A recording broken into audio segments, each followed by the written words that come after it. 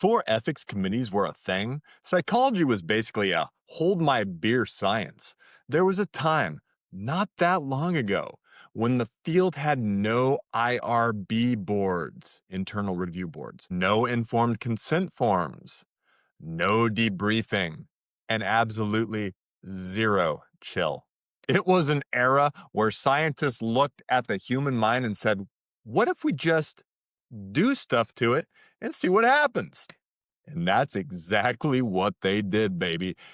And it was fun and it was crazy. They shocked people. They rewired people's brains. They raised children with chimpanzees in the ultimate who wore it better challenge. I mean, these guys even fed enough LSD to an elephant to make him think he was a pickup truck. And they called it research. Yeah, baby. Tonight, my little succulents, we're ranking 10 of the most outrageous, ethically questionable, and psychologically damaging and revealing experiments in history.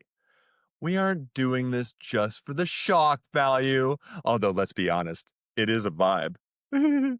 But because these disasters accidentally taught us something uncomfortable about the creatures we see in the mirror.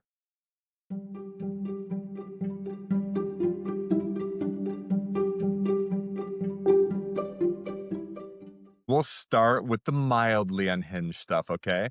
And at the end, with one so messed up, it literally birthed the rules that keep me from experimenting on you. And you know I want to, succulents. You know I want to. All right, let's get this going, shall we? Number 10. We'll call this one Heartbeat at Death, right? 1938, science, but let's make it existential. All right. So in 1938, John Deering was scheduled to be executed by firing squad. All right. Now, most doctors would offer a last meal. Dr. Stephen Besley offered a censor. He had a thought that today would get him banned from every medical conference on Earth. Since he's dying anyway, why not measure the rhythm of the exit? Ooh, spooky. Deering, who clearly had nothing left to lose but his pulse, if you want to be real, he volunteered to have an ECG attached to his wrists, right, while he faced the rifles. Now, here's the chilling part. Outwardly, Deering was a statue. Stoic. Calm. The very model of groundedness. He looked like he was waiting for a bus. You know the look. There's no reaction there, baby. But the ECG revealed a man screaming on the inside. His resting heart rate was 120 beats per minute. At the actual order of the fire, it spiked to 180. Now, that's sprinting for your life territory while sitting perfectly still. Even after the bullets hit, his heart fought for 15.4 seconds in a frantic, spasming silence. That's impressive. The takeaway, it wasn't about death, it was about the performance of bravery. I mean, it showed that humans can mask a tectonic level of fear even when their nervous system is hitting the red line. It's the ultimate, I'm fine, lie, right? We all do it. I'm fine. This one, I mean, that is impressive. All right, number 9. Would you go to bed with me tonight? Not you freaks. This is the name of the science. In 1978, right? Science discovers the obvious. Shocking. Psychologist Russell Clark decided to play ultimate wingman for science, right? He sent attractive college students around Florida State University with one simple, thirsty little line. I find you attractive. Would you go to bed with me tonight, babe? The results? 75% of the men said yes. Where's the room? 0% of women said yes. Not one. 0.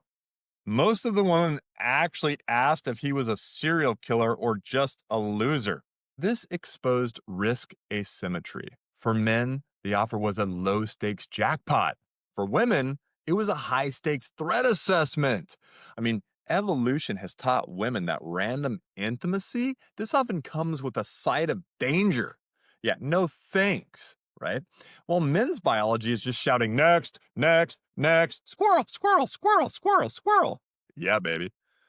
Look, modern dating discourse still fights over this study because it reveals the collision of biology and survival, right? And why your Tinder DMs are such a disaster.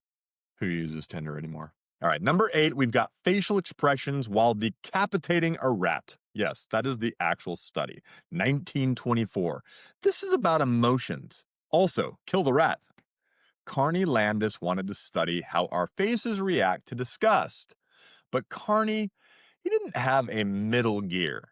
He painted lines on participants' faces and then made them smell things like ammonia, right? And showed them porn and stuff like this. I mean, which is a weird Tuesday by any standard, to be honest. And then he handed them a knife and he said, now, decapitate a live rat. I mean, this was intense. 2/3 of them took that knife and they chopped that head right off. I mean, they didn't want to, right? They were horrified. They fumbled. It was a mess of gore and regret. Landis was annoyed because their facial expression didn't match the gore. I mean, but he missed the real gold, right? The real gold here is the power of the lab coat. The power of the lab coat, my dudes. I mean, people will commit an act of butchery simply because a guy with a clipboard and a gray lab coat told him to. I mean, Landis stumbled into obedience trap before it was even cool. Thanks, Milgram. Number 7, The Ape and the Child, 1931. This is a classic case of the nature versus the nurture. But make it alarming. Winthrop Kellogg. He decided his infant son, Donald, needed a sister. Ooh, a sister. So he brought home a chimpanzee, a baby chimpanzee. He raised them identically. Same spoon feeding, same diapers, same bedtime stories. The twist? The chimp actually learned faster. I mean, she was a super student until Donald started barking, right? Instead of the chimp becoming human, the human was becoming a chimp. Donald stopped using words and started using ape-ish vocalizations to ask for cookies. I mean, this was a disaster. Poor Donald. The lesson, the environment doesn't just shape you, it can overwrite you. I mean, Kellogg panicked and ended the study. The chimp was sent away, and Donald had to be rehumanized. I mean, it turns out if you hang out with the wrong crowd, you literally start barking up the wrong tree. True, though. Okay. The next one is freakies. Number 6, sexual behavior in turkeys. Turns out turkeys have very low standards. Researchers wanted to find the minimum value product for turkey attraction, right? I don't know why, they just did. They took a female turkey model and they started removing parts. Wings, gone. Still interested. Legs, gone. Still down to party, baby, come on! Eventually, all that remained was a severed head on a stick. And the male turkeys, they loved it, baby. They actually preferred the head on the stick to a real whole female turkey. I mean, turkeys are sick freaks. And so are you. Attraction can be hilariously simple when evolution locks onto a single cue, right? It's the 1966 version of the filtered thirst trap, right? If the head or the lighting is right, the brain ignores the fact that there's no body attached. This should tell you something, guys. Number 5, the isolated head of a dog. Just the head, still blinking. Let me introduce you to Sergei Brokonenko. He hooked a severed dog's head to a primitive heart-lung machine. It flinched when he tapped the table. It swallowed a piece of cheese, which awkwardly just fell out of its neck. I mean, this was the Frankenstein moment for the 20th century. Well, it paved the way for open heart surgery. It left the world asking, if we can keep the hardware running without the soul, should we? I mean, sometimes progress wears a horror mask and asks for a treat. Mark it, dude. Then we've got some relatively normalcy here, still pretty messed up, but the Stanford prison experiment, power doesn't corrupt, it reveals. So there's this dude, Philip Zimbardo, and he turns a basement into a jail, right? And then he takes his students at Stanford University. He was a professor there. He becomes the warden, and he turns them into guards and prisoners, right? And then he thinks that this is going to be like a boring week. He tells them just act however you think, guards and prisoners should act. Well, within 6 days, it was a freaking war zone. Guards were using psychological torture. Prisoners were having nervous breakdowns.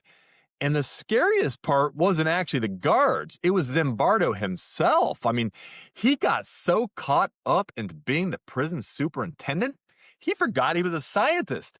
People were freaking out. It actually took his future wife showing up and telling him what a tool he was being for him to shut down the experiment. But what did we learn? I mean, we learned that we are all just one roll away from being a monster. One roll. Give a man a badge and a pair of sunglasses, and he'll show you exactly who he is when the rules don't apply. Scary. And then we've got number 3, obedience, right? Milgram, 1961, who, oddly enough, he actually went to school with Zimbardo, I think high school in the Bronx or something. But this was one about, you know, the requirement to continue an experiment if someone was giving you the order to do so. Now, that's not how they couched the whole thing. They said it was a memory experiment. But basically, Stanley Milgram asked people to shock a stranger for getting a word pairings wrong, right? Basically. And the shocks went up all the way up to like 450 volts, labeled XXX, danger. I mean, this can kill you, right? So the learner was screaming in the other room. Now, he was an actor, right? No one was actually being hurt. But the subjects didn't know that. The person was doing the little shocking on the little machine. They thought they were doing it. 2/3 of the people went all the way up to the lethal end. 2/3. 66% of randomly chosen Americans in a college town at a major prestigious university shocked the crap out of fellow Americans because they were being told to by a guy in a lab coat. Now, they were sweating, they were trembling, they were covering their face, right? They were nervous laughter, they were biting their fingernails, they were apologizing, they were asking to stop, but they kept flipping the switch. Why? Because a guy in a gray coat said, "Please continue."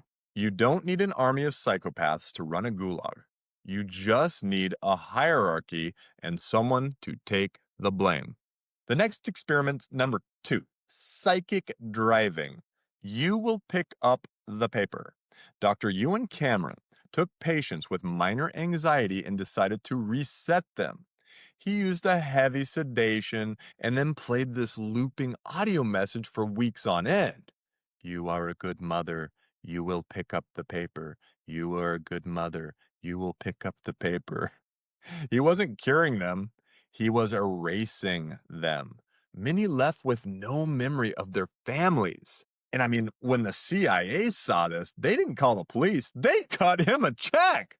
This was the dark birth of MK Ultra, baby. It wasn't psychology. It was a soul delete button. Really scary. All right.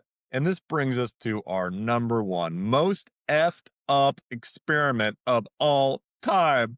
I mean, come on, man. Elephants on acid, 1962. 297 milligrams into an elephant's butt. Researchers wanted to see if LSD would trigger muffs, a period of aggression in elephants, right? They gave Tusco the elephant 3,000 times the human dose. Yeah, Tusco didn't see God, he just died. Within 5 minutes, he collapsed in a massive, agonizing seizure. I mean, the researchers' post game analysis, if we're going to do it, let's not underdose. That sentence is the foundation of 20th century scientific arrogance. They were so busy asking, can we, that they never asked, should we? And why the hell are we doing this in the first place? These experiments are the reason we now have informed consent. Ethics boards actually do their jobs. I mean, psychology grew up by staring into its own darkness and blinking. The real lesson? Wisdom usually starts right where recklessness ends. If this episode made you uncomfortable, good. That means your empathy is working and you're not a total psychopath. If it made you laugh, even better. That means you're a total psychopath, but at least you got good humor. Now, that's how we survive the truth about our own species, by learning the truth, laughing about it, not breaking down. Come on, baby. If you want more psychology that respects the mind without trying to delete it, you know what to do. Hit that like button. You better subscribe today and stay hydrated, my little succulents. Drink some water. Come on now. I'm Mike. Keep your thoughts planted in reality.